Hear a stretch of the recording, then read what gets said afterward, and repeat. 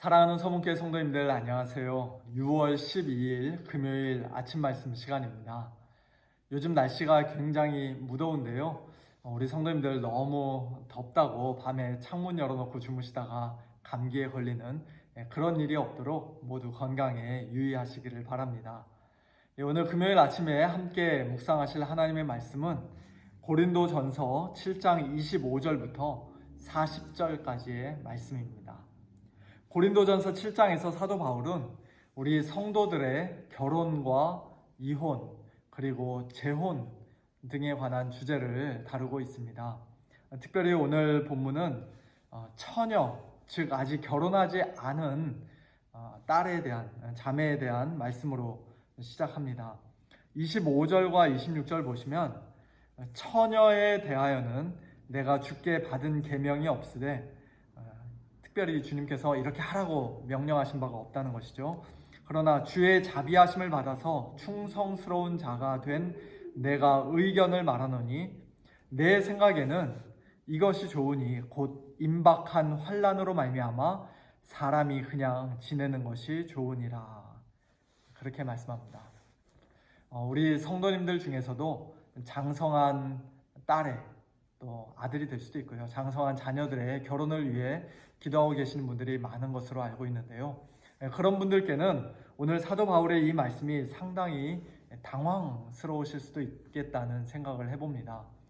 부모님 입장에서는 다 큰 자녀가 하루라도 빨리 좋은 사람을 만나 결혼하면 좋겠는데 그것이 우리 가정에 지금 오랫동안의 참 간절한 기도 제목인데 사도 바울은 임박한 환난으로 말미암아 사람이 그냥 지내는 것이, 즉 결혼하지 않고 혼자 사는 것이 더 좋겠다는 식으로 말씀하고 있기 때문입니다. 여기서 임박한 환난이라는 말은 현재 고난이라는 뜻으로도 해석이 가능한데요. 이것이 어떤 학자들의 주장처럼 그 당시 고린도 지역에 있었던 큰 기근을 가리키는 것인지, 아니면 신앙 때문에 받는 박해를 가리키는 것인지, 또는 사도 바울 생각에 예수님의 재림이 곧 있을 것 같아서 그랬는지 우리가 정확히 알 수는 없습니다만, 어쨌든 그런 어려운 고난과 환난의 시기에는 사람이 결혼해서 한 가정을 이루고 또 아기를 낳아 키우고 하는 것보다 차라리 그냥 혼자 사는 것이 좀 더 낫겠다라고 사도 바울이 말씀하고 있는 것입니다. 요즘 코로나 바이러스 때문에 제일 타격을 많이 입은 비즈니스 중에 하나가 결혼식 관련 사업이라는 이야기를 들은 적이 있습니다. 그만큼 이런 고난의 때에는 결혼하려는 사람들이 숫자가 줄어들고 또 아무래도 결혼을 망설이게 되는 것 같아요. 물론 결혼 그 자체가 죄가 아니라는 것은 너무나도 분명합니다. 오늘 본문 28절 말씀처럼 장가가도 죄 짓는 것이 아니요 처녀가 시집가도 죄 짓는 것이 아닙니다. 어떻게 보면 너무 당연한 말씀을 하고 계시죠. 창세기 2장에 의하면 한 남자와 한 여자가 만나 둘이 서로 하나가 되는 이 결혼이라는 제도는 하나님께서 친히 제정해 주신 것이며, 또 에베소서 5장 말씀처럼 결혼이라는 제도는 궁극적으로 그리스도와 교회의 신비한 연합을 보여주는 것이기 때문입니다. 결혼이라는 것이 그처럼 신성하고 또 아름다운 복된 제도이기는 하지만, 그러나 장가가고 시집가는 자들은 육신의 고난이 있을 것이라고 사도 바울은 말씀합니다. 그리고 나는 사도로서, 목회자로서 너희를 아끼기 때문에 내 생각에 너희는 가능하면 이런 환난의 때에 그냥 혼자 사는 게 더 좋지 않겠느냐라고 사도 바울은 지금 목회적인 권면을 아주 조심스럽게 하고 있는 것이죠. 결혼하신 우리 성도님들은 장가가고 시집가는 것 때문에 생기는 육신의 고난이 무엇인지 제가 굳이 구체적인 예를 들어드리지 않아도 아마 많이 경험해 보셨을 것이라 생각합니다. 결혼 생활이라는 것이, 또는 아이들 키우고 양육하는 것이 이렇게 피곤하고 고달픈 일인 줄 알았더라면, 진작에 알았더라면 차라리 그냥 혼자 살 걸 그랬다. 그렇게 후회하시는 분들도 우리 가운데 혹시 계실지 모르겠어요. 사람이 결혼하면 이처럼 육신의 고난을 당하게 될 뿐만 아니라 또한 배우자 때문에 염려하고, 가정을 이루었기 때문에 또 세상 일로 인해서 염려하고 마음이 나뉘게 되는 그런 일들도 생긴다고 사도 바울은 32절 이하에서 말씀합니다. 너희가 염려 없기를 원하노라.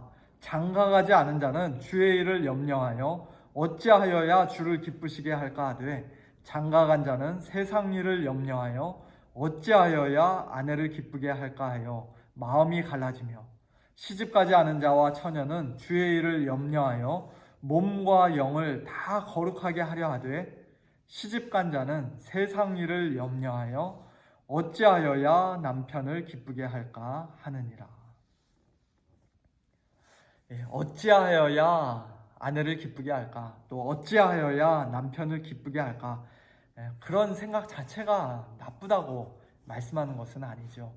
결혼했으면 당연히 배우자를 사랑으로 대하고 또 늘 배려하며 가능하면 또 상대방을 기쁘게 해주려고 그렇게 노력해야 할 것입니다.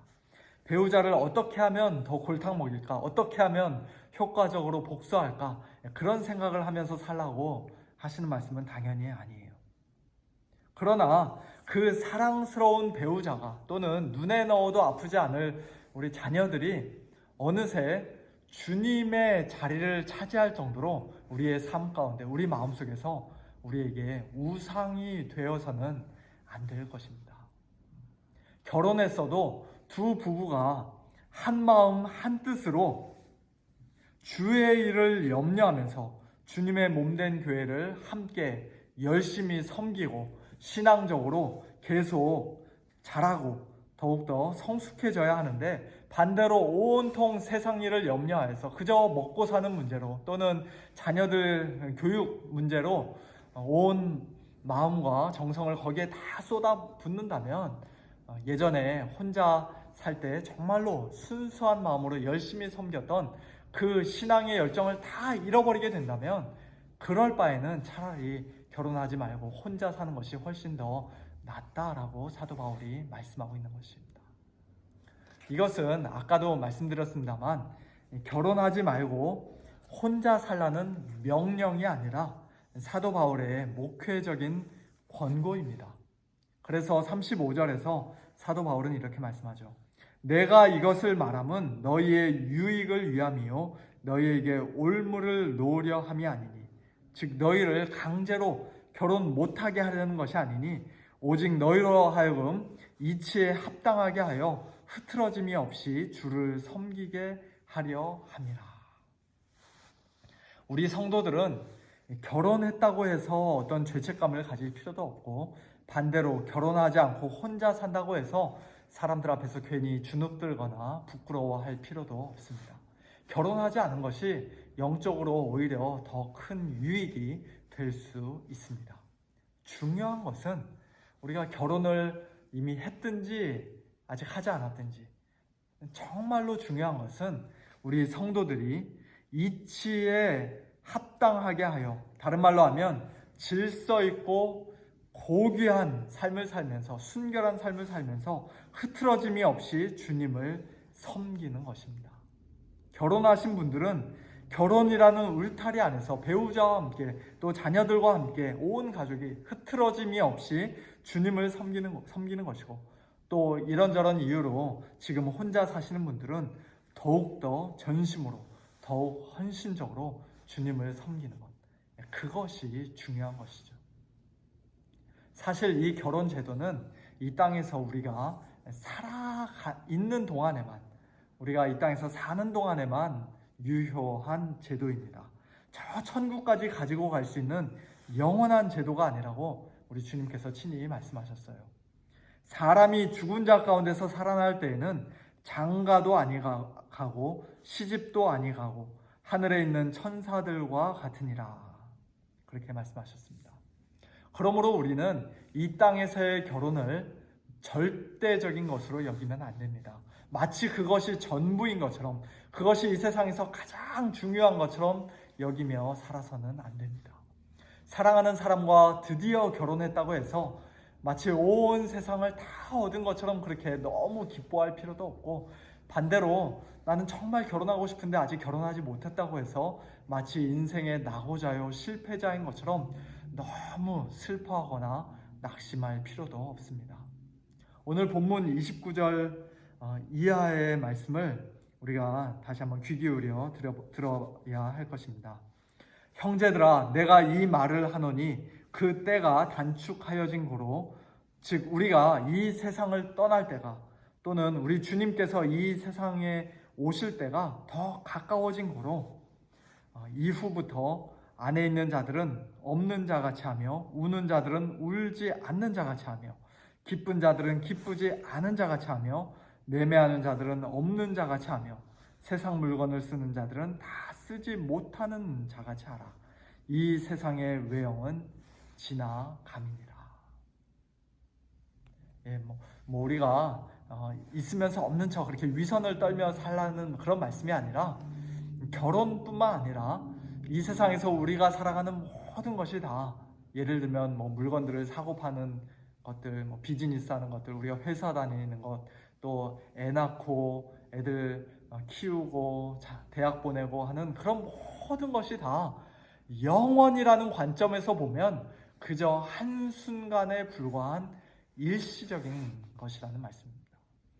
영원히 변치 않는 절대적인 것이 아니라 결국에는 다 지나가 버리고 말 이 세상의 외형이요 상대적인 것에 불과하다는 말씀입니다. 우리에게 있어 영원한 것은, 영원한 가치를 지니는 절대적인 것은, 우리가 결혼을 했든지 안 했든지, 부하든지 가난하든지, 건강하든지 병약하든지 상관없이 오직 예수 그리스도를 참되게 믿고 주님을 섬기는 것입니다. 요한 1서 2장 17절 말씀처럼 이 세상도 그 정욕도 지나가되 오직 하나님의 뜻을 행하는 자는 영원히 거할 것을 믿고, 오늘도 주어진 상황과 환경 가운데서 온전히 주님을 섬기며 하나님의 뜻을 즐거이 행하는 가장 복된 우리 성도님들 다 되시기를 우리 주님의 이름으로 축원합니다. 함께 기도하겠습니다. 하나님 아버지, 감사합니다.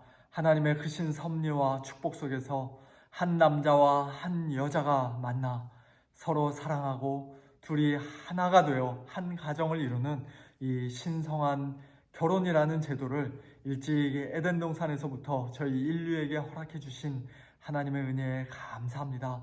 또한 이 결혼이라는 제도를 통해서 그리스도와 교회의 그 신비한 연합을 저희들 간접적으로나마 경험하게 하시고 또 깨달아 알게 하신 그 크신 은혜에 감사를 드립니다. 하나님 아버지, 또한 저희들의 삶 가운데서도 저희들 신실한 믿음의 배우자를 만나 아름다운 가정을 이루고 또 경건한 자녀를 얻는 그러한 귀한 은혜를 또 저희들에게 허락해 주신 것도 감사를 드립니다. 하나님 아버지, 그러나 때로는 저희들의 결혼 생활이 참 순탄치 아니하여서 저희들이 몸과 마음으로 큰 고난을 겪고 또 세상 염려로 인하여서 저희들의 마음이 나뉘고 주님을 온전히 섬기지 못하는 그러한 안타까운 일들도 저희들의 결혼 가운데 많이 있음을 주님께서 아십니다. 또한 사랑하는 우리 자녀들의 결혼을 위해 오랫동안 지금도 눈물로 기도하고 계시는 우리 부모님들 많이 계신 것을 주님께서 아십니다. 하나님 아버지, 그러한 저희들을 긍휼히 여겨주시고 또 우리 자녀들을 위한 부모님들의 그 간절한 기도 하나님께서 들으시고 속히 응답하여 주시기를 간구합니다. 그러나 하나님 아버지, 저희들의 결혼 생활이 행복하든지 행복하지 않든지, 또는 저희들이 결혼을 했든지 아직 하지 못했든지 간에 하나님을 사랑하는 자, 주의 뜻대로 부르심을 입은 자들에게는 결국 모든 것이 다 합력하여 선을 이루게 될 것을 저희들이 분명히 믿으며 하나님을 신뢰하는 가운데 온전히 주님을 섬기는, 흐트러짐이 없이 주님을 섬기는 저희들 다 되어지도록 하나님 축복하여 주시옵소서.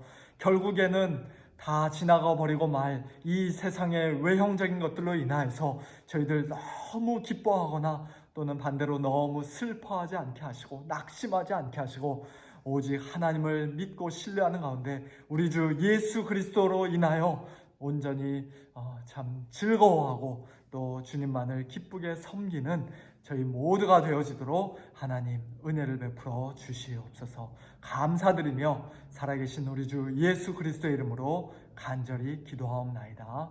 아멘. 네, 우리 성도님들 오늘 하루도 또 하나님의 은혜 가운데 하나님을 기쁘시게 섬기시는 우리 성도님들 되시길 바라고요. 우리 내일 모레 주일날 또 온라인 예배로 주님 안에서 만나도록 하겠습니다. 예배를 위해서도 계속 기도해 주시고요. 우리 교회가 이제 다다음 주부터는 조심스럽게 오픈할 것을 준비하고 있으니까요. 또 그것을 위해서도 계속 기도해 주시기를 바랍니다. 안녕히 계세요.